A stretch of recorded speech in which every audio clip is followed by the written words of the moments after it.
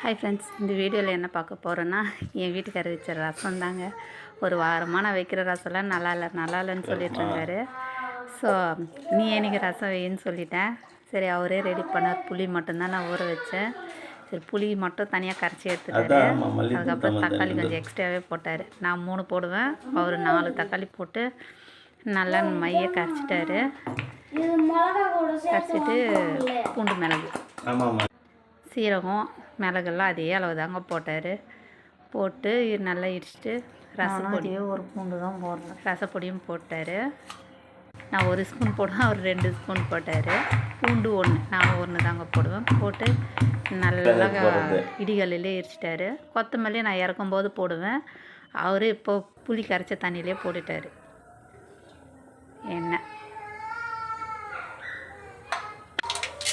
எண்ணெய் ஊற்றி கடுகு போட்டு கடலப்பருப்பு கொஞ்சம் போட்டார். போட்டு அந்த பூண்டு மிளகெல்லாம் இடிச்சது நல்லா வதக்கி விட்டுட்டாரு.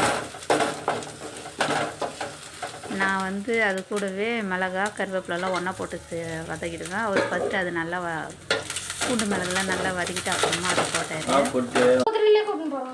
போட்டு நல்லா வதக்கிட்டு புளி தண்ணி கரைச்சி வச்சு புளி தண்ணி ஊற்றி இன்னும் கொஞ்சம் தண்ணி ஊற்றிட்டு புளிப்பெல்லாம் பார்த்துட்டாரு. நாமளும் அதே மாதிரி தாங்க வைக்கிறோம். உப்பு ஃபஸ்ட்டில் உப்பு போடல அவர், இப்போ உப்பு போட்டார். ஸ்பூனில் போடுப்பானா அப்போ தான் அந்த பாக்கெட் கட் பண்ணவே அப்படியே போட்டார். தனியாக பொடிங்க, அது நல்லா தான் இருக்குதுன்னாரு. என் பையன் அதுக்கு மேலே, நீ வைக்கிற ரசம் விட இது சூப்பராக இருக்குதும்மா, நார்மல் ரசம் மாதிரி தான் இருக்குதுன்னு சொல்லிட்டான்.